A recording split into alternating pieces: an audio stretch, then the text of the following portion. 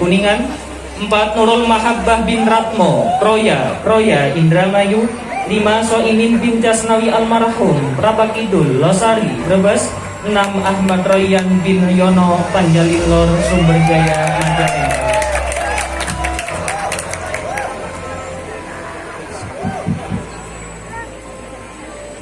Bismillahirrahmanirrahim. Alam semesta adalah tempat di mana manusia, hewan, dan tumbuhan hidup berdampingan. Eksistensi alam juga merupakan sumber ilmu pengetahuan yang amat sangat berharga bagi kehidupan manusia. Hampir semua ilmu bermula dari alam. Tidak sedikit ilmu pengetahuan sains dalam Al-Quran yang memuat bermacam-macam pemikiran terkait fenomena alam. Seperti fenomena sungai air tawar di dasar laut yang ditemukan oleh ahli kelautan terkemuka dari Prancis, Jacques-Yves-Cousteau, pada eksplorasinya di dasar laut Serosa Indonesia, Meksiko. Fenomena ini sudah jauh dikatakan Al-Quran surat Al-Furqan ayat 53 yang berbunyi A'udzu billahi minasyaitonir rajim wa huwallazi marajal bahraini hadza 'adzbun furatu wa hadza milhun ujaj wa ja'ala bainahuma barzakhan wa hijran mahjura. Dan dialah yang membiarkan dua laut yang mengalir saling berdampingan. Yang ini tawar lagi manis dan yang lain asin lagi pahit. Dan dia jadikan antara keduanya dinding dan batas yang menghalangi. Indonesia sendiri merupakan negara yang terkenal kaya akan alamnya. Bentangan pantai hingga gunung siap memberikanmu segala pengetahuan serta kedamaian. Sayangnya bukannya saling menjaga, malah kebanyakan dari manusia merusak alam raya. Tidak sedikit kerusakan alam yang disebabkan oleh manusia, seperti pencemaran air sungai, hutan gundul, rusaknya terumbu karang, dan masih banyak lagi yang lainnya. Berbicara tentang kerusakan, dalam kajian gramatika bahasa Arab pun ada yang namanya amilasi, artinya ambil yang merusak. Dalam kesempatan kali ini kami akan mencoba menguraikan salah satu amil nasih, yaitu inna wa akhwatuha. Inna itu mempunyai pengamalan tersendiri, yaitu merusak tatanan tarkib mubtada khobar dengan menasabkan mubtada yang dijadikan isimnya inna dan merofakan khobarnya mubtada yang dijadikan khobarnya inna. Dipaham dari pengamalan inna bahwa isim harus didahulukan atas khobarnya, sebagaimana keterangan dalam kitab Alfiyah Ibnu Malik yang dikarang oleh Imam Muhammad bin Abdullah bin Malik Al-Andalusi pada syair yang berbunyi Wa ya tertiba illa filladhi kalaita fiha awna ghairal badi. Jagalah olehmu akan tertib. Isimnya inna dulu baru khobarnya, kecuali pada kutipan laita fiha au huna ghairul bari. Pada syair ini sudah jelas bahwasanya isim harus didahulukan atas khobarnya. Seperti pada Quran surah Al-Baqarah ayat 115 yang berbunyi A'udzu billahi minasyaitonir rajim.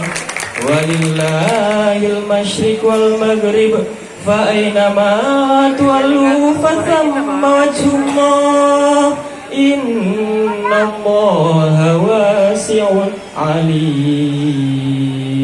Timur dan barat adalah milik Allah, maka kemanapun kau menghadap, disitulah wajah Allah. Sungguhnya Allah maha luas rahmatnya, lagi maha mengetahui. Fokus bahasan pada lafaz innallaha wasi'. Lafzul jalalah ini dinasabkan karena menjadi isinya inna, dan alam nasabna dengan menggunakan fathah karena berupa isim mufrad. Dan lafaz wasi'un ini dirofakkan karena menjadi khobarnya inna. Alamat rofanya dengan menggunakan dhammah karena berupa isim mufrad munsharif. Dari contoh di atas sudah jelas bahwa isim harus didahulukan atas khobarnya. Bentar. Tapi Kau dikit priwin Kang. dalam ayat Al-Quran yang berbunyi innalil muttaqina mafaza, itu kok khobarnya didahulukan atas isimnya. Nah, kalau seperti itu, beda lagi konsepnya, Mas. Menurut Syekh Jalaluddin Al-Suyuti pada syarah Ibnu Aqil yang dinamai Bahjatul Mardiyah mengatakan, Jika khobarnya berupa dorof atau jar majrur, maka ada dua tipe. Tipe yang pertama jaiz, artinya boleh mendahulukan khobar atas isimnya dan boleh mengakhirkan khobar atas isimnya. Diucapkan inna lil muttaqina mafaza, boleh. Inna mafaza lil muttaqin, boten napa-napa. Tipe yang kedua, Pun Kang, kula mawon. mangga Kang. Tipe yang kedua wajib, artinya wajib mendahulukan khobar atas isimnya, seperti pada kutipan laita fid dari sahibaha. Loh, mengapa wajib? Karena supaya tidak terjadi kembalinya dhamir pada lafaz yang akhir. Pun Kang? Pun? Ya, monggo. Selain inna, ada juga akhwat-akhwatnya inna yang tentunya memiliki pengamalan serupa.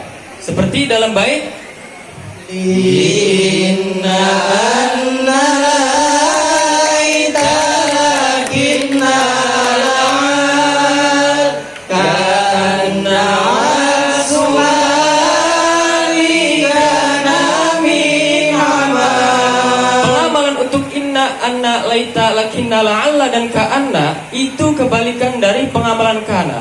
Artinya inna dan akhwatnya itu menasobkan pada isimnya dan merofakan pada khobarnya. Dijelaskan dalam bait tersebut bahwa lafaz inna, anna, laita, lakina, la'ala dan ka'ana itu mempunyai pengamalan sama halnya seperti pengamalannya inna. Namun setiap lafaz ternyata memiliki makna-makna tersendiri. Seperti halnya next, inna dan anna bimakna taukid, Lakinna bimakna al-istighraq La'alla bimana litaraji wal isfaq. Ka'anna bimana tashbih Dan laita bimakna tamanni. Semua dari akhwatnya inna ini bisa mengamal seperti halnya pengamalannya inna, yaitu menasabkan pada isimnya dan merofakan pada khobarnya. Contoh dari salah satu akhwatnya inna seperti Quran surat Al-A'raf ayat 101 yang berbunyi A'udzu billahi minasyaitonir rajim. Bismillahirrahmanirrahim. Wa idh nataqnal jabala fawqahum ka'annahu dhullatu wa dhannu annahu waqi'un bihim khudhu ma atainakum biquwwatin wadhkuru ma fihi la'allakum tattaqun. Yang artinya, dan ingatlah ketika kami mengangkat bukit itu ke atas mereka, seakan-akan bukit itu akan jatuh kepada mereka.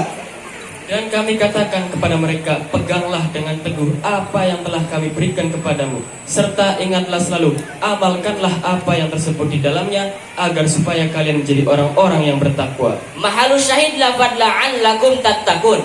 Di sini terdapat akhwatnya inna, yaitu lafad la'alla yang pengamalannya itu seperti pengamalannya inna, yaitu mengamal menasabkan pada isimnya, yaitu berupa kaf khitab yang mahal nasab, dan merofakan pada khobarnya, yaitu berupa jumlah lafad tattaqun yang mahal rofa. Dari pembahasan tadi kita hampir menyimpulkan bahwasanya amil nasikh adalah amil yang merusak. Tetapi tidak hanya demikian, amil nasikh juga bisa bermakna mughayyir, yakni merubah.